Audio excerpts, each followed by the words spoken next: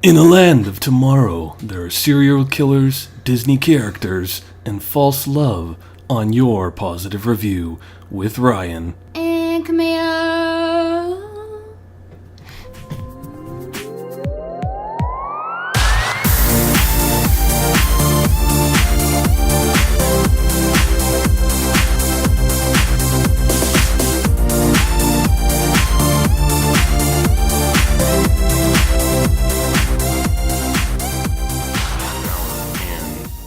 Phone. Normally I do Pandora, but I put my phone on just my own music, and it was going fine, and then the frickin' Somebody's Watching Me song came on, and it's that whole I always feel like thing, and it gets to the point where he's talking about being in the shower. Oh gosh. And he's afraid to wash his hair, and I was home alone, and it was super scary. I feel ya. Yeah, that was... Sometimes when I close my eyes in the shower, because you're like getting the shampoo out or something, sometimes I'm afraid to open my eyes back up because I feel like someone's going to be right there. Yeah, it's terrifying. It's a scary feeling. There are too many movies where somebody dies in a shower. Exactly. So anyway, how was your week, Maya? Tiring.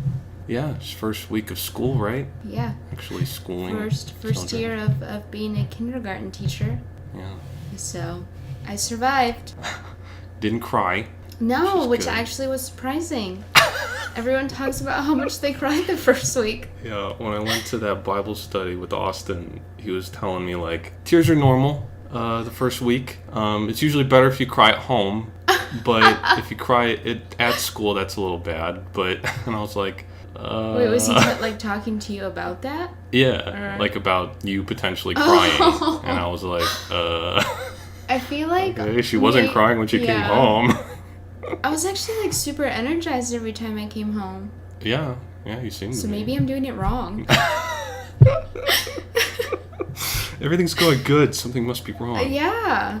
I mean, it was hard and like stressful, but... I mean, yeah, I didn't cry. I think on Tuesday, I feel like there was one moment where I did feel like super overwhelmed. It was after like all the kids left and everything. Oh, yeah. But I just felt like, I mean, yeah, I didn't cry. It well, wasn't that's good. really that, yeah, I don't know. Maybe if I was teaching somewhere else where I didn't have only 15 kids. Yeah. And if I had like, the normal 25. Yeah, and you got a pretty... And I have an aide. Yeah, and you got like maybe a good support team too, like exactly. I was very surprised by like I've seen Austin. He came in like almost every day. That's the main principal of the elementary, and then the superintendent came in. Oh wow! I saw him 2 times this week, and he asked how everything was going. I feel like you just don't hear about that. Like I remember being in high school, and if the superintendent was coming to visit, it was like, okay, all the kids, you gotta be on your best behavior. Like that kind of thing. But like he's right on campus there, so it's like I think it's pretty cool. And then even the high school and middle school teacher, I was so surprised. So he came in Monday after school, and he was like, oh hey, because my room has recently been renovated. It used to be Austin's office. So a lot of people have been coming in just wanting to see the renovation because they're so used to it looking so different. Pretty it looks. And he was like, hey, I heard your room looked really cool, so I just wanted to see it. I was like, okay. And then we just like got to talking, and he was like, so you survived your first day? And I was like, yeah, well. And I was totally joking about this. I was like, you should come check on me on Thursday and see how I'm doing then, because it's the end of the week. I was like completely joking. And when my kids were, they were at specials at PE, I don't have to be there with them. He came in and he checked on me. Aww. And I was like, what the heck? Like, he's not even my boss, or, he doesn't really have anything to do. Well, I mean, he has some stuff to do with the elementary. Yeah, it's a pretty tight campus. But, like, he didn't need to do that. It was like a total joke. And he was like, well, I see you're still smiling. I just thought it was really cool. Yeah. Because I was like, I was just joking about it, but... Yeah, the people in this town are way too freaking nice. Well, yeah. I feel like it's like a weird combination of them being really nice, especially at the school, but I feel like the normal people here, they're all right, but they could do better. I was just talking about it with my other kindergarten teacher, and we were talking about how, well, she was telling me about, like, because she's been here for 3 years, and she says that sometimes she still feels like just like an outsider. Because it's like the people who have like lived here for generations and generations, they seem to be the ones who are kind of like, yeah, they're nice. But I was talking to her about my grocery store experiences. How it's like every time I go in there, the cashier's so nice to the person in front of me, and they're like talking and chatting about life, and then he starts checking my stuff out, and just like deadpan. He like doesn't even say just hi. Tells you like the total. Yeah, and to me like that's just terrible customer service for one. Yeah. Like we don't have to have a long conversation about everything, but at least say hi and smile. Yeah. Like to me, maybe it's just because I've been a cashier, so I'm like super picky.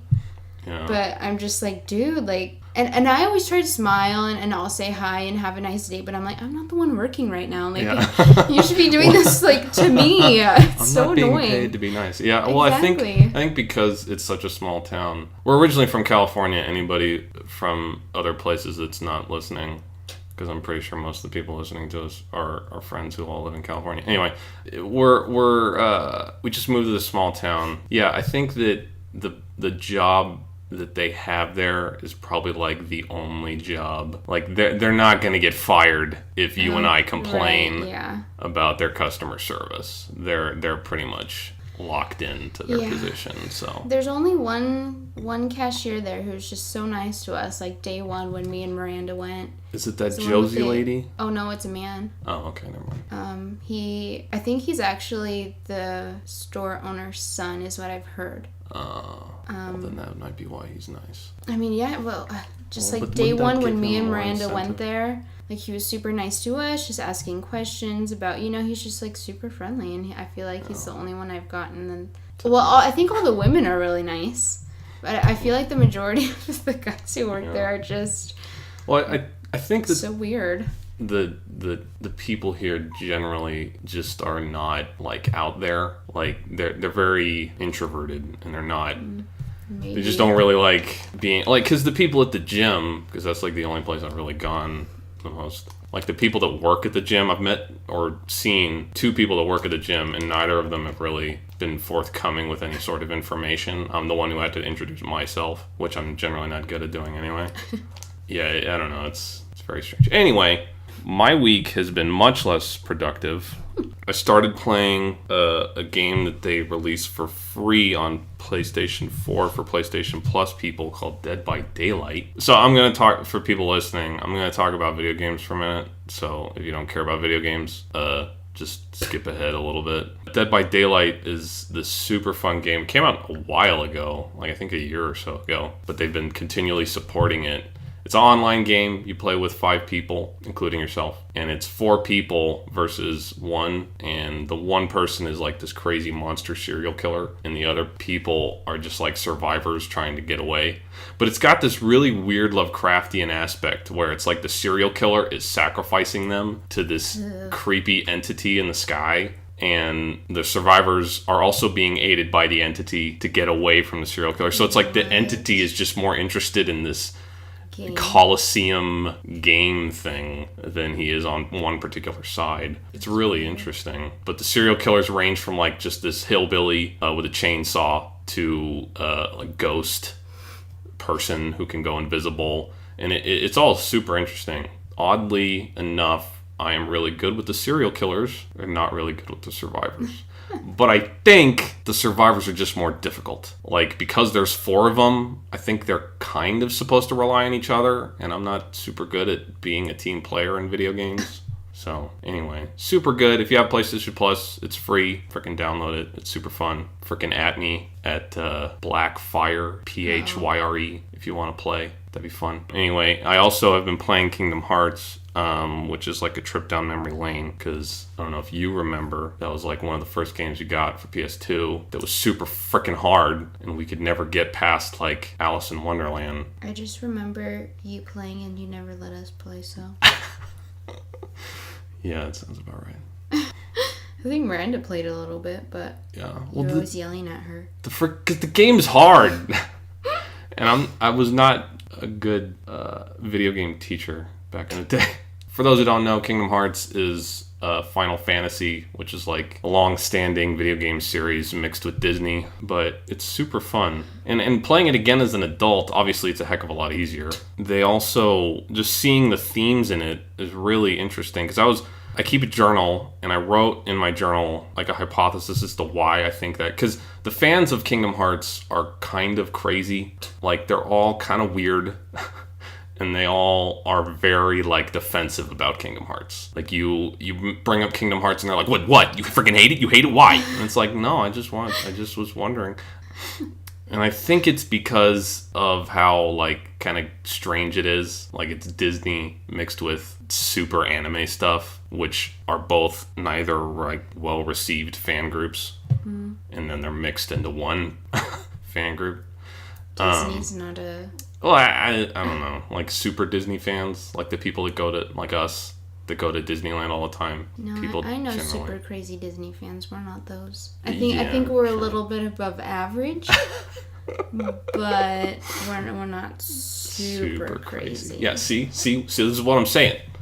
The super crazy Disney fans generally aren't, I don't know, well received, respected. I don't know. Oh yeah, those are very intense words.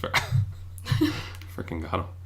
But I think it's because just the friendship aspect. Like, they're all friends, like Riku, Kairi, and Sora, the three main characters. It's all something that people long for. These friendships where each member is so, like, they love each other in a non-romantic way, and it's this sacrificial, constantly giving love. Like, they're always sacrificing themselves for each other. It's a little unrealistic. Yeah, it's a little ridiculous, and it is unrealistic, and I think that's why people are so ravenous about it, is because it hits that chord that people want that kind of friendship, and it's really interesting. One of the lines in the game that I freaking wrote down, it happened in Kingdom Hearts.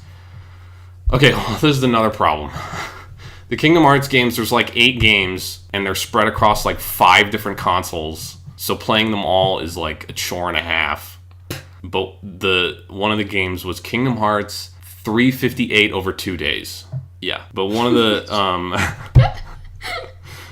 the characters says to one of the characters, Xion, who sacrifices herself in the most sacrificial way. Because in most sacrificial circumstances, the point of the sacrifice is that somebody remembers. Somebody remembers and can point to that sacrifice and be like, yeah, that person was a cool guy. In this sacrifice, she sacrifices herself in a way that, due to the nature of the story, she will be forgotten. And she still sacrifices herself. She knows she's going to be forgotten, but she sacrifices herself anyway. So one of the characters tells her, you can't just do what's best for you have to do what's best for everyone. That's a really cool message in a video game. And so, yeah, that's why Kingdom Hearts is awesome. Right, moving on. Thanks. This is not a Kingdom Hearts podcast. But for everyone out there. Yeah, we aren't officially endorsed, but super Kingdom good Hearts, game. Sponsor us. Square Enix, they're the ones who I don't make Kingdom Hearts. I don't care.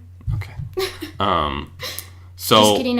I do care if you want to sponsor us. We've also been watching. Well, okay. So our internet was a little wonky for about a week. So we were watching the Great British Baking Show. British Baking Show. Excuse me. On Netflix. It's cool. Super nice. Everyone's super nice. Yeah. Shout out to Jason. You know who you are. He showed me that show. I don't know if I want to do last names. That'd be weird. I thought you meant like somebody in the show. Shout out to Ian. Yeah. Loved you. Yeah. Freaking had a little bit of a temper tantrum, but I get it. Yep. So yeah, super fun show on Netflix. It's a lot better than a lot of other reality competition shows because everybody's nice. And no one's super pompous like on that one show, Chopped. Yeah. Like how you have people who are like, I am the best cook in the world. You don't have to. Like, they're all super normal people who are just competing. Yeah, there's no freaking... They're not even competing for anything. There's no prize. Yeah, that we know of. Like, they haven't said, like, most competition shows are like, and they can win $25,000. Yeah, like at least 5 times during the 1 hour. Yeah, exactly. But this, they but haven't they're just said fighting for like a title or thing. something. Yeah, it's really cool. It's really funny. Moving on. They are all British, which is a little annoying. Oh my god. Very British. It's Basil, not Basil. Okay. What was baklava? What did they say? Baklava. But there was one that I couldn't. Lava? There was one that I couldn't figure out for a long time. Oregano. Oh my god, that one. It's oregano. What is that? Ugh. Never heard of it. That one was super annoying. And of course, it's amazing. Aluminium. Anyway, I don't know how to pronounce anything. Oh my god. We don't have any British listeners, so it's fine. Nobody in British land is listening to us. Anyways, Next show. We don't want them to necessarily know we have a docket, so... What? It's a docket. That. Oh. Anyway, we've also... Well, podcasts talk about their notes all the time. Of course we have notes. Anyway, so we're also watching One Calls the Heart, made by Hallmark. And you want to know what's funny about that, listeners? It's about a young woman who is a teacher who moves to a tiny mining town. Whoa. Sound familiar? That's why I like it so much, because I can really relate to her. Yeah, I mean, they come from like a super tiny mining town. Yeah. We don't really have a whole lot of evil, well, not that I know of anyway. A whole Yeah, lot of evil people. We don't have any evil mayor. But who's trying to kill people. Is he really trying to kill people? I can't. He killed people before. Oh, okay. He just recently became. I don't know the word I'm looking for. Because I came in on the second season, I think, when you were like halfway through the second season, so I don't know the first season. Well, it was his fault that the mine collapsed and all those people died, and he didn't really care. So by the way, this is like full spoilers of pretty much everything we're gonna be talking about. So sorry about that. Continue. But yeah, he's alluded to killing people. Oh. And now, that's what I was looking for. He just recently obtained a conscience. Oh, okay, yeah. In like the last episode that we watched, yeah. Yeah, he finally helped. It's really, I mean, it's a little cheesy. Hokey. Yeah, cheesy is a better word. It's not bad though. Yeah. It's entertaining. It's entertaining. It's interesting. It has like good stories every episode. They talk about God without talking about him in a negative way. Yeah. Like they're all Christian people, but they don't portray them as dumb Christian people like most things do. Yeah. I don't know. It's very uplifting. Yeah. It's most of the people are Christians. They don't talk about God in a negative way. Or okay, what I was gonna say is they don't like mask it as like a weird thing. They're very universe. Yeah, they're direct. It's God we're talking about, God. Which is pretty cool. Yeah. But yeah, so that's also on Netflix. Yeah, it starts out a little slow. Seasons. I remember watching the first 2 episodes for season 1, and I was like, yeah, not interested. But I was also doing homework at the same time, so I wasn't really like paying attention, super focused on it. So maybe if I had been, I don't know. Yeah. It's also a little unclear when the time period is. Oh yeah. Like it's obviously like 19th. Maybe 20th. I think they say the 20th century. So it's like early 1900s. But it's not clear. I'm pretty sure World War II hasn't happened yet because they talk about other stuff. Not that they talk about this is the a First Canada. World War? I think so. They've talked about other things. It's unclear. Yeah, I don't know. Also, we've been watching Avatar: The Last Airbender. The Nickelodeon show. Not sponsored by Nickelodeon. Nickelodeon. But that show is super good. I watched it on Netflix, which I think it's gone now, so I don't think you can actually watch it on Netflix. Yeah. I watched it a long time ago, and I remember liking it. I don't remember it being so funny. Yeah, it's super freaking funny, it's dude. Hilarious. Just from the freaking intro. When it doesn't get old. They do the little intro explaining all the kind of the water, the just earth, fire, air.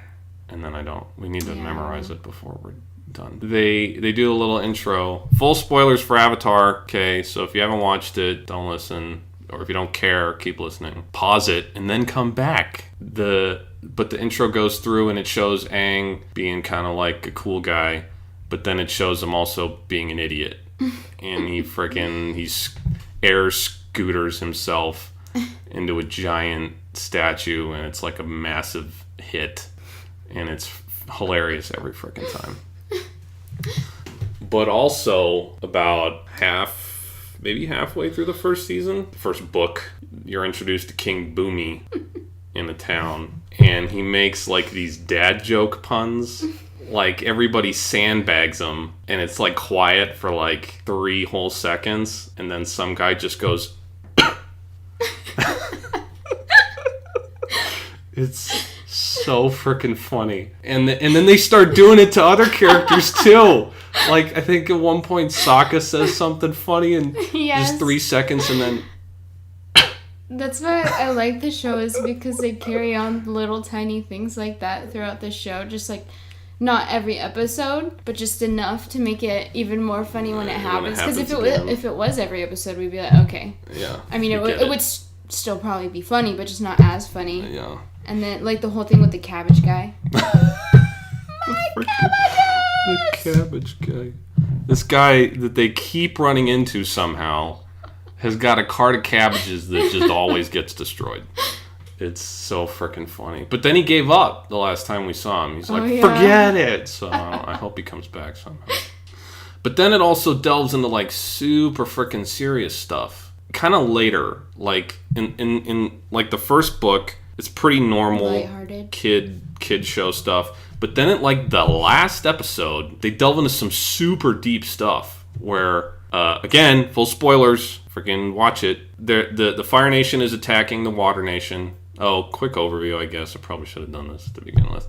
The Avatar is in this world where people can bend the 4 main elements: water, earth, air, and wind.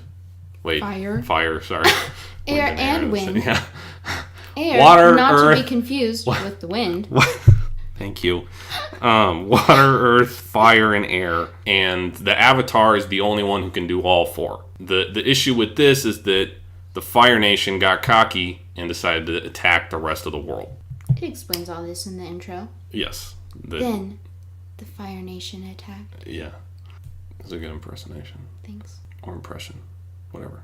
But at the end of the first season, the Fire Nation is attacking the Northern Water Tribe, and they're winning, but then the only way that they can win is when this one girl sacrifices herself, who one of the main characters fell in love with, and it's this... Falls in love with everybody, though. It's just 2, Suki and Yue.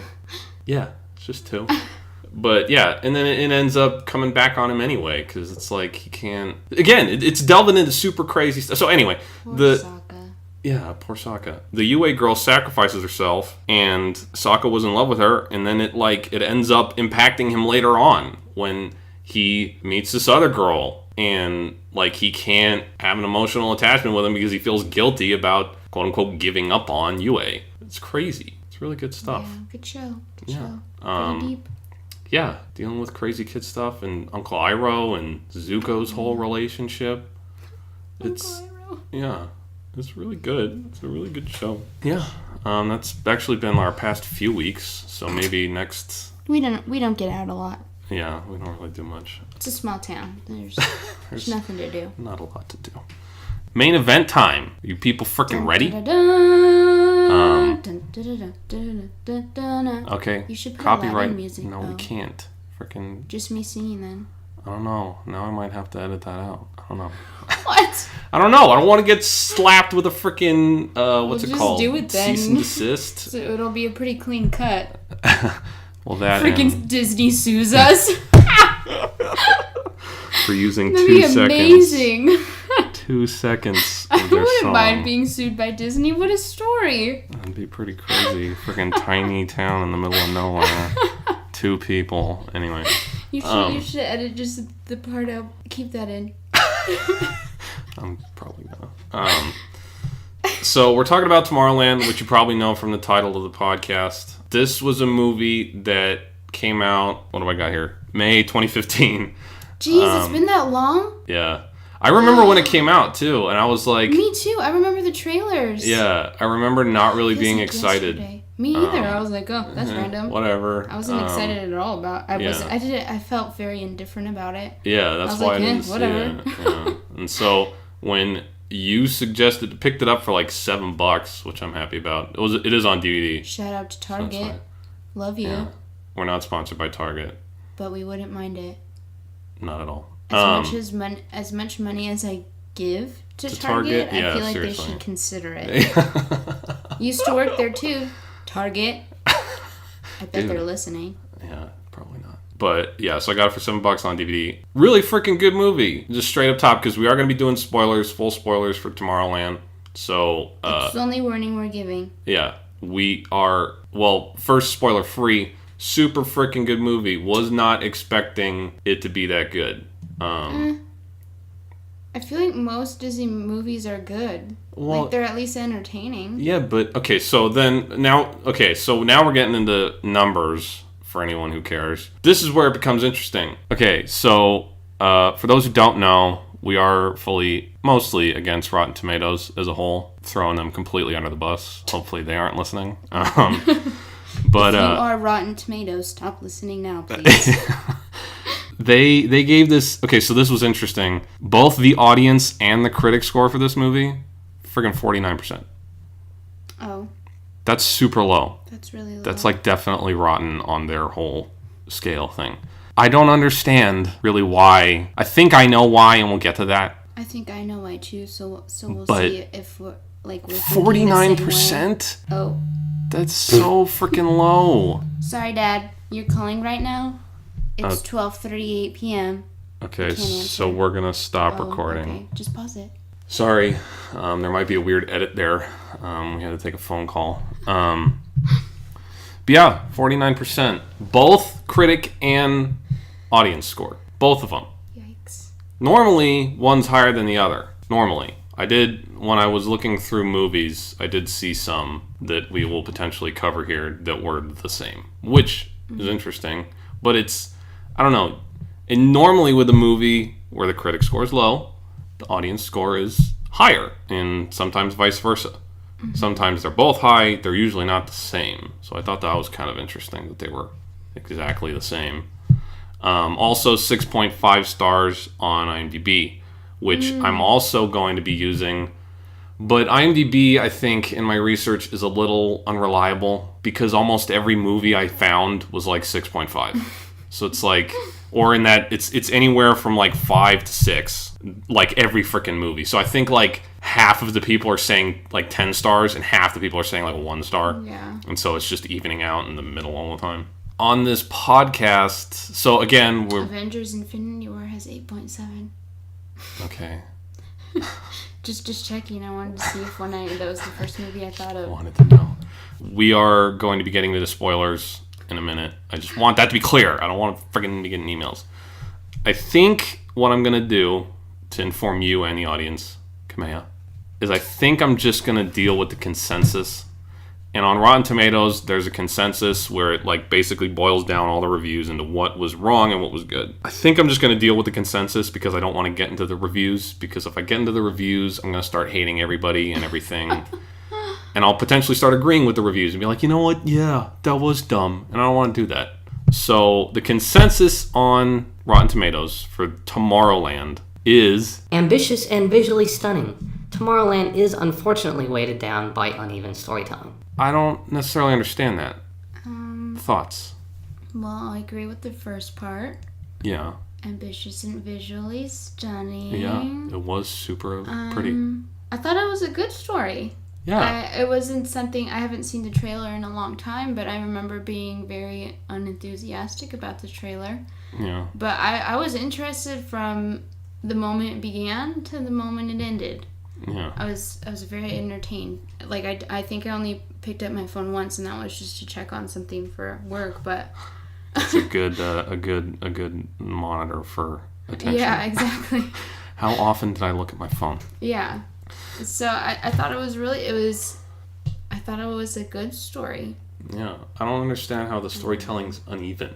And I guess that would be kind of the issue of not getting into the reviews. Now I don't know why. Why, yeah. What's the justification? Just watching it myself, the story seemed fine. It was unique. Well, it was not necessarily unique, but yeah, it was pretty much like your typical like adventure story. Like it wasn't anything like different from Indiana Jones is what I was thinking. Right. Like it's very adventure-y. It's like there's this young girl who teams up with an old man, which is a concept that isn't really new, like the young girl teaming up with the grizzled old man. Well, see, but just watching the whole thing and knowing that it didn't do very good, I was a little bit confused because I was like, I feel like nowadays everybody wants a strong lead woman. They don't want a strong, it's all about women empowerment right now, and you saw that in this movie, and then you also saw a ton of like cultural diversity.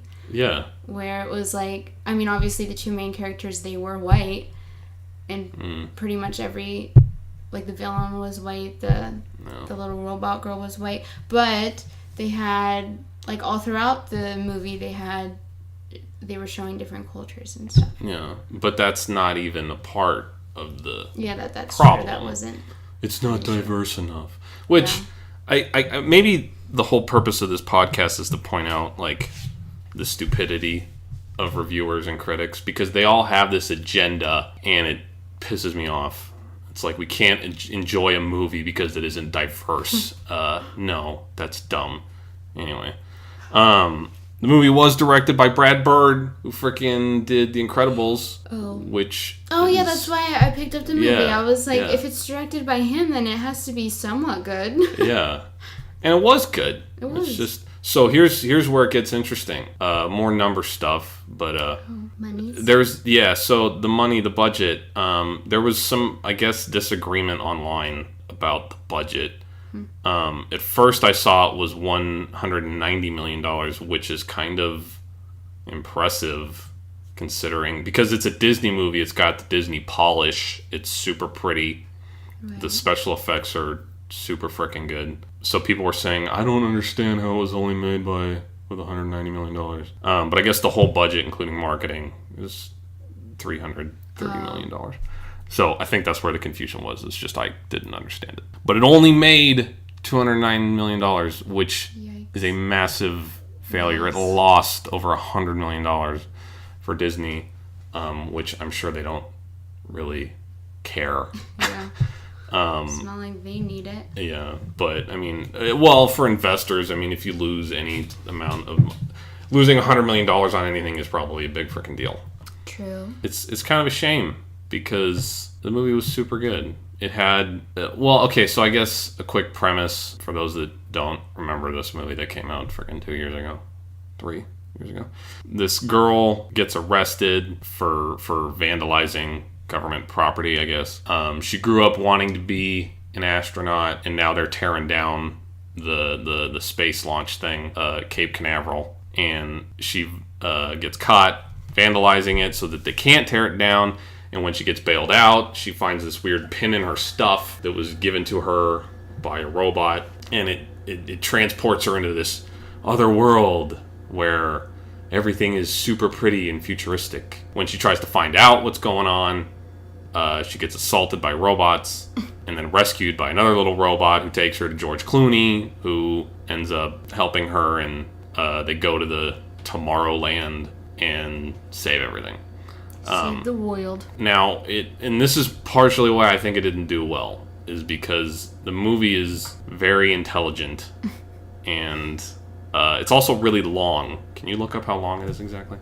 I didn't look that up. It proposes a lot of really interesting ideas, one of which is like this whole idea of we are causing our own apocalypse by basically being fascinated with it. Like all the movies, Geez.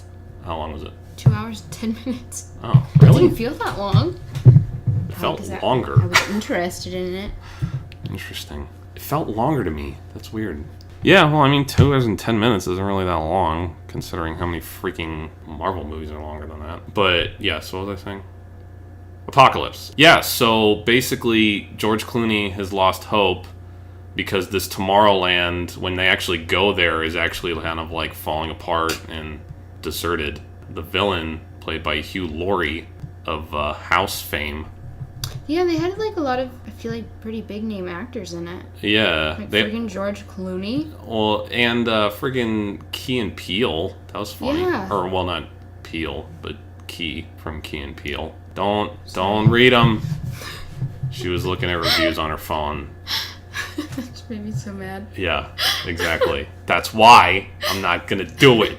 Anyway. Yeah, so they basically in this Tomorrowland they figured out how to look at the future. And in the future they see that Earth, because it's a little unclear, but I think Tomorrowland is not the future. I think it's an alternate dimension. Yeah, because I thought it was the future. Yeah, and I think that's what the implication was. But yeah, it's just another dimension. Then they mention later on it's another dimension. So I guess it's an alternate dimension where all the greatest scientists and artists and whatever can live without political and money motivations, and it's basically everything that makes the Earth terrible. But gone. All the bad stuff gone, except for people. So we'll get into that a little bit later. This one actually might end up being longer than we thought it was going to be, but hopefully it's good discussion. Because you talk so long about Kingdom Hearts. Hey, freaking calm down. But yeah, so basically they see the apocalypse, and I guess Hugh Laurie, the villain, who is Governor Nix or something. I can't remember. David, what was his first name? David Nix, yeah. Yeah, David Nix. David. He showed, supposedly, he showed the Earth their destruction, the apocalypse, and instead of... So, the villain is actually really good, which, I mean, he's only introduced, like, in the last half hour, maybe? Maybe. You know about him, but... Yeah, you know about him, but he becomes the villain in, like, the last half hour. But in my research of villains, because we do want to do a podcast discussing villains at some point, he had a lot of the good traits of a good villain, even though he's only in the movie for a little bit. But anyway, he shows the world, the apocalypse, and instead of doing something to prevent it, we, in his words, gobble it up like an eclair. And it's interesting. It's a really interesting concept, because it's like, yeah, that's basically all the media and everything is obsessed with, how we're destroying the planet. And but no one's doing anything about it. Yeah, and well, I'm sure people can argue that all the people that are trying to do something are being squashed by whatever, and I don't know if I really agree with that. So, but whatever. It was interesting though, because it's true. I mean, the media isn't really obsessed with how to fix it. It's like obsessed with all the death, all the destruction, and it was a really interesting concept. But the main character, the girl, is more obsessed with, well, how do we fix it? In the beginning of the movie, she has this conversation with her dad about two wolves. One is light and hope, and one is despair and darkness. Which one? They're constantly fighting which one wins. And the one that you feed. Exactly. And so because people are feeding this idea of the apocalypse is why it's happening, was a super interesting concept. Like, the reason that the apocalypse is happening is because we're so obsessed with all this destruction and mayhem and stuff. It's really interesting. So wait, why do you think it did bad? Well, I think we'll get to that a little bit later. Something that was shocking to me was how good the frickin' fight choreography was. With the little girl in the so I don't know if you really know a lot about fight choreography. Like, the reason John Wick is so good is because all the fights are zoomed out and they're long cuts. Like, they're not like quick. So like, the reason that I don't know who made it popular. I think it's the Bourne movies that made it popular. Was the up close, lots of cuts choreography. I think that's what I heard. Don't quote me on that. If it is, I apologize. I like the Bourne movies. Let's move on. Good fight scenes are usually zoomed out, and there's choreography, like The Matrix, John Wick, The Raid, for anybody who has watched The Raid that's listening. And this one does that. The fight scene with the robots, with the little girl, was like, it was zoomed out, and they were destroying that little shop that they were in. They were shooting all kinds of lasers and stuff. It was really well done. And then the fight scene at the end, too. Again, the little girl's doing all kinds of kung fu, and she's kicking robot butt. It was really, really well done. I wasn't expecting that in a Disney movie, because all the Marvel movies, all the fights are CGI, and anything that's not is like close up and cut together. Another good thing, the frickin' villain, like I said, one of the good things about a villain is, or one of the good things that make a good villain is having like the same motivation as the hero. Both of the villain and the hero have the same motivation. Hugh Laurie tried to help the world by showing them, look, this is how you're gonna die. And throughout the movie, the little girl, not the little girl, she's an adult, the main girl, Casey. Casey. Main girl Casey, she has the same motivation. When George Clooney asks her, if I knew the day that you were going to die, would you want to know? She's like, yeah. They have the same motivation. They both want to know when the destruction of the world is going to happen, and they both go about it in separate ways. Hugh Laurie's like, I tried, they didn't listen, that's it. And then she's like, no, tell them, give them hope. Tell them. So it was really interesting. I do think it was a little long. Like, it felt a little long, because I thought it was longer than it is. I thought it was going to be like 2.5 hours, and it was 2 hours and 10 minutes. Like I said, I think it's intelligent, and I think that people historically don't like movies that they have to think about, which is why a lot of those movies that you have to think about have really small budgets. Then when they make back the money they spent, it's like, oh, okay, I did well, it's fine. But one thing that I did notice, the first robots they meet, what was their motivation? I don't really know. Yeah. It's like they wanted to find the girl, but why did they want to find the girl? Yeah. Because the other robots that they find are trying to kill them the whole time. They're trying to make sure they don't go to Tomorrowland. Yeah. So then why? Because the first robots they find have this weird fascination with Tomorrowland. So I thought the villain was going to be somebody who wants to get to Tomorrowland, not someone who's trying to prevent people from going to Tomorrowland. That's just the vibe I got. So maybe it was. Maybe they. Well, I don't know. Maybe they were banished and they wanted to go back. I don't know. Yeah, it was a little confusing with the first robots. Yeah, it was a little unclear. Other than that, super good movie. It was super... Well, why I thought it did bad... Oh, excuse me, sorry. Because, I mean, I agree with you. Not really about the runtime. Well, yeah, I don't know. I don't know why I thought... bad when movies are long, but... Well, no, so I don't... That's not my problem with me. I like long movies. Right. Like, I'll sit through frickin' a marathon of the extended Lord of the Rings movies. Any day. Yeah. I don't know. That's not my problem. But historically, that is a problem with people. Okay, well, what I think it did bad is... It's kind of what you were saying. It is very intelligent and deep. And because of that, it doesn't make it a typical Disney movie. And because it is...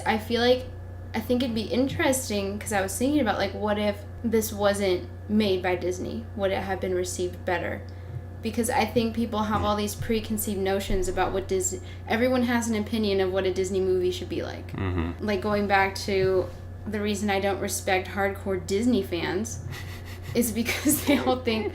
Like, they all don't like the new movies that are coming out that Disney are making with Moana, and, like, they like the classic Disney. And that annoys me, because I'm just like, when did Disney ever say that we're just not going to make any more Disney? You know, we did so well with those classics. Those are just too good. We're done. If they had said that statement, then yeah, be mad about it that they're now making. But what were they supposed to do? Just stop making movies? Yeah. Like, people love Disney princess movies, and not that we're talking about the Disney princess movies, but it's like, if it's not made a certain way that Disney did in the past, people hate it. And that's why the new, like, Cinderella, the live action, I think it didn't do well, because it wasn't exactly the same as the animation was. And it's like, why is Disney not allowed to do different things? Yeah. So I think that's why it did bad, is because all these stupid hardcore Disney fans are like, this can't be Disney, you know? Like, So Yeah. I think that's why it didn't too good. It'd be interesting to see if it was made by somebody a else different company. and see how Yeah. Well, it's an interesting it would have been received. an interesting point that you bring up, because like Cinderella didn't do very well, I don't think. I haven't really looked into it. Jungle Book, I think, did really well, and but that's a little, I guess, different than what you're saying, because people love the original Jungle Book. I remember not really liking it as a kid. I didn't either. Because, like, there's no freaking story. It's like a bunch of songs strung together with this... Sorry, I'm doing a really controversial statement here. We're gonna get all kinds of emails from different people. Disney fans? Yeah.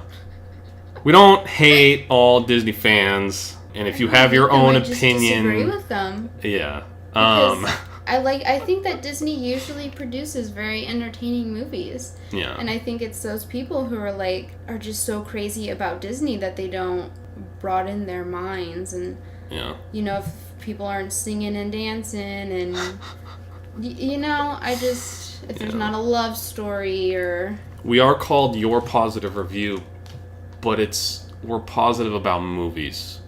We don't like people. I'm just saying it's annoying, like... Yeah. No, and I guess that's the point of this podcast, is we're fed up with people hating stuff. Just for the sake of hating it. And so we're here to try to find the few people who agree with us and like stuff. So it's not that we hate people, we just hate their people. It's They're not helping. We don't like when people are negative for no reason.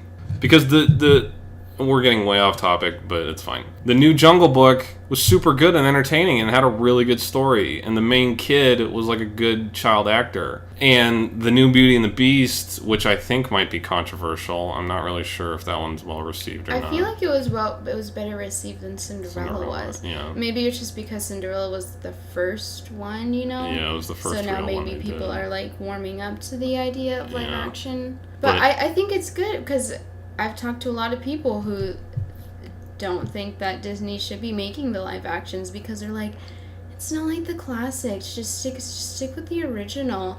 But I think it's keeping the classics alive. Mm-hmm. Because whenever I watch Cinderella or whenever I watch Beauty and the Beast, I instantly want to go watch the animation. Yeah.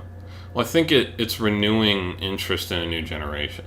That too. Because, like, kids nowadays are inundated with... I mean, the freaking kids... The movies kids are growing up with now are Marvel movies, superhero... Where it's these big freaking spectacles, and then they're being told now... Or not told necessarily, but the other movies that they get to watch are, like... movies that their parents watched, and their parents watch these Disney movies, and they want to watch it with their kids, and the kids aren't impressed. So it's like... remaking them in live action, making them a big spectacle, is renewing interest. And then when those kids grow up and they go back and watch the originals, they'll be like, cool. Hopefully. But yeah, I think it's renewing interest in the old stuff. And that's I liked the live action Beauty and the Beast a lot. Me too. And I actually liked the stuff they changed. Like the new stuff they added was all good stuff, in my opinion. Well, yeah, I think I think it would have been dumb for them, because I think Beauty and the Beast is more like to the animation than Cinderella was. Mm-hmm. But There's a lot somewhere, yeah. Yeah, but I really like the Cinderella live action too. Yeah. I don't remember where I was going with this. I need to get. I have it. Oh, you haven't? It's somewhere. I lost a bunch of my, like, I don't have Sweet Home Alabama in there. I don't know where they went. I must have left them at home. Anyways, I don't remember what I was trying to say, but You were saying that you like Cinderella. yeah, but It's I not had a similar. point to saying that they were similar, and Oh, okay. I just don't remember. I don't Well, want to go if with you it. remember. Anyway, back to Tomorrowland. But, well, just to wrap up, yeah, like, that's why I think it didn't do well, is because all these Disney people were like, it's just not a typical Disney movie, so But I that's mean, why National Treasure did well.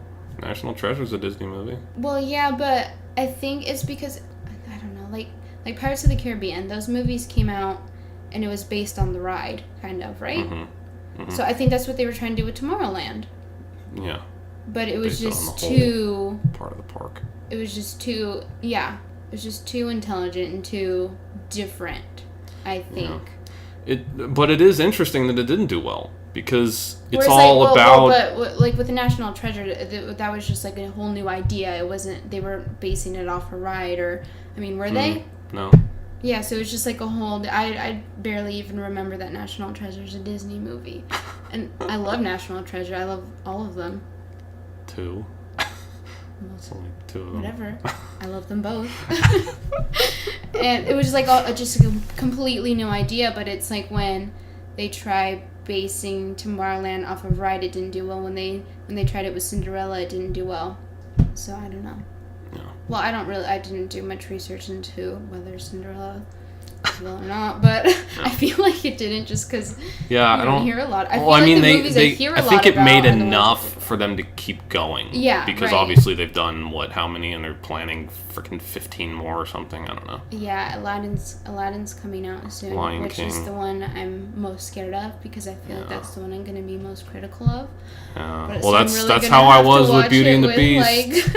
Well, I know, but I freaking was super like, oh my god, if this movie sucks, I'm going to be so angry. Yeah. And it wasn't. It was super good.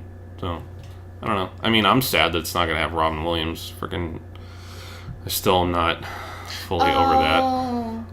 Right, well, Aladdin's already having controversy because apparently they painted, or they hired some white actors for the ensemble, and they made them look darker, like have darker skin. Brother. I don't even think it was like all of the ensemble. So, it was really dumb. I think they cleared it up and everything. It was a while ago. I feel like I want to call it Genie's Gonna Rap, because he's being played by Will Smith. I'm just gonna walk out.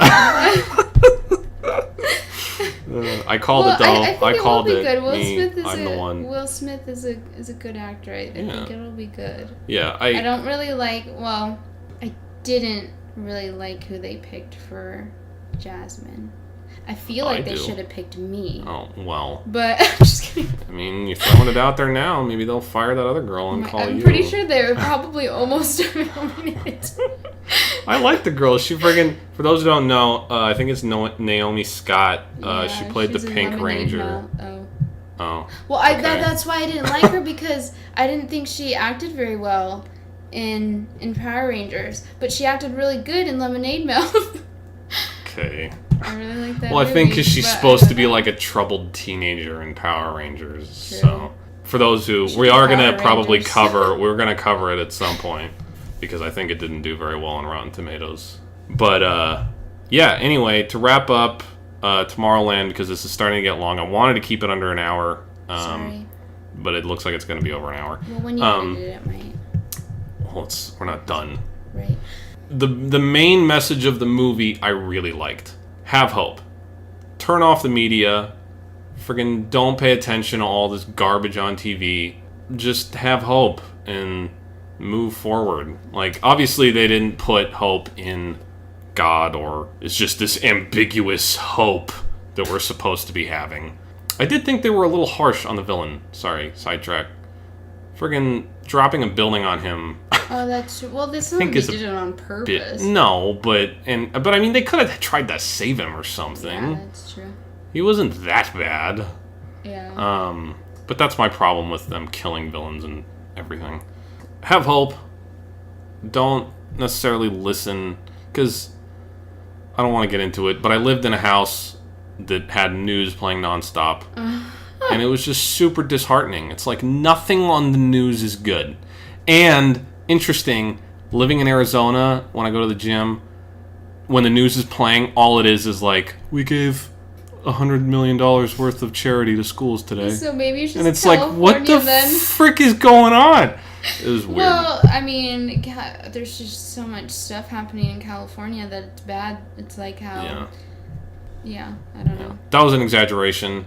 They obviously haven't given $100 million to schools, but that's basically what all the news is here. But yeah, so on to our next segment. Oh, yeah. Well, just saying, I also like the message that Tomorrowland had too. I think it was a good one. I highly recommend it. Yes. Definitely. It's $7 at Target, you guys. Yeah, on DVD. Yeah. I think I would like to have it on Blu-ray because I think it would look and sound better. Blu-ray. Yeah, That's why I'm sure I picked it's up the on DVD. Blu-ray, but Yeah, if you have a red it's card, super cheap. 5% off. We also had 20% off because of Cartwheel. They do that all the time. Again, Hit me up, Target. Not sponsored by Target. I don't even think Target sponsors So anyone. I think I wanted to do like an intro for Maya's Mention. Oh. Next segment's called Maya's Mention. We should get a xylophone and do like ding Ding, ding ding, ding. ding. Well, I think I wanted to do like Maya's Mention. Oh my god.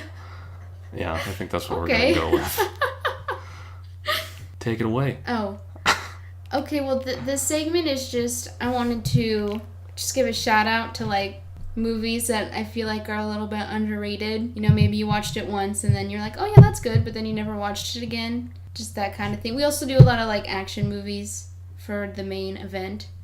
So this is going to be more like, you know, random comedies or chick flicks. So, we just watched it over last weekend, I think. Yeah, I think so.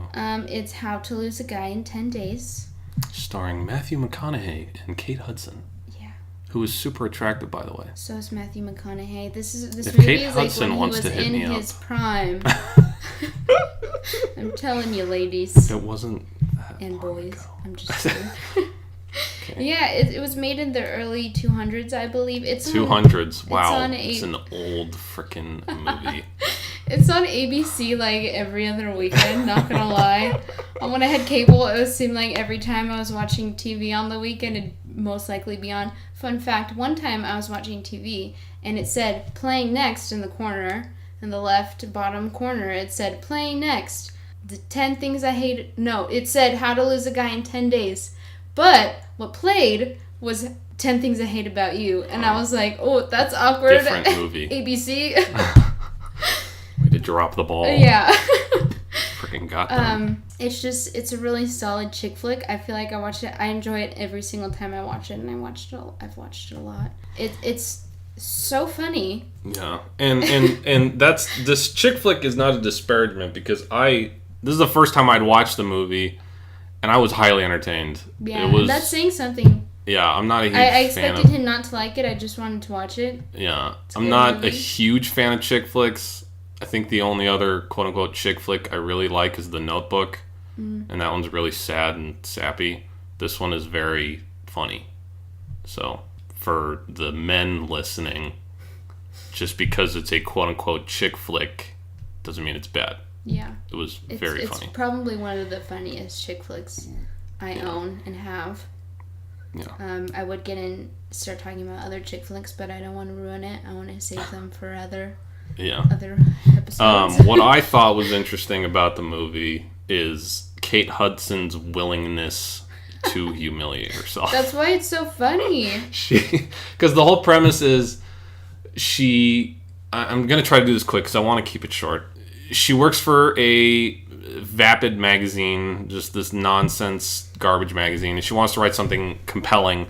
And so she comes up with this idea of I'm going to write an article on how to lose a guy in 10 days and do all the things that girls do and try to get the guy to dump me. And then Matthew McConaughey makes a separate deal where he needs to make a woman fall in love with him in 10 days. And so they both are competing. And, I mean, Matthew McConaughey doesn't really humiliate himself. I mean, he prostrates himself in front of her. He's begging on his knees for him to stay with her, for her to stay with him, even though she is just this awful girlfriend and does just... Well, okay, I guess ridiculous. somebody would be into that. I'm not really into that.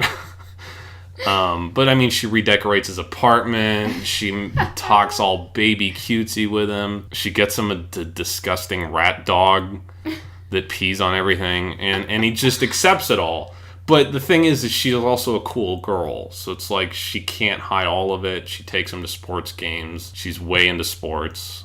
So, but I mean, just the stuff that Kate Hudson does to humiliate herself and make herself just awful is That's what makes hilarious. it so funny. Yeah. So yeah, just a solid movie that you can just sit down and just enjoy. Yeah. I don't think I'm going to say the first point I got here because I don't want to spoil it. Maybe we'll just do this quick review thing Yeah. for Maya's Mention. Quick review. Maya's mentioned. But yeah, I think that's pretty much all we got, people. We do want to start another segment. So these might end up being about an hour long. Hopefully you don't care. We won't talk about Kingdom Hearts every time. Oh my god. So, now we are. Every oh my god. single time. But we want to start a new segment where we answer you guys' questions. If you guys have any sort of questions. If you have suggestions for movies we should do. Yeah. As long as they're controversial. It's hard to do a movie that's not controversial. As we have So don't give out. us like Iron Man. Or movies that are generally accepted as being good. Yeah. I can't think of another good movie. I can't think of anything else. Just Iron Man. What is another good movie that people all like? Avengers. Iron Man 2. The Dark Knight. That we could do Iron Man 2. All right. Not everybody, and Iron Man 3. Just not the first one. I'm not doing movies I love. But yeah, and also we obviously have to have it. We are not famous in any way and cannot. Well, unless you tell us we can find it at Target for $5. $5. A lot of things there. But my collection is extensive. So, and if you suggest it, it might actually be on the list. So if somebody suggests it, we might bump it up to the top. But and if you just have tips, because we are a do-it-yourself operation, I don't know what I'm doing. Just send us a bunch of emails that say don't talk about Kingdom Hearts. Oh my god. Anyway, the email is yourpositivereview@gmail.com. That's your, not to be confused with you are. Just a straight your. Positive review @gmail.com. Yeah. We had that confusion before. So yeah, if you send us emails, hopefully we can read them on the podcast, and if they're worth our time, we'll answer them, and if not, we won't. But anyway, I just wanted to close this little dealio with the main, I guess, concept idea of the podcast. Hopefully it won't be this awkward in the future. But we just want everybody to remember that well-liked or panned, every story has a positive, and you're not alone in finding it. Thank you. Ding.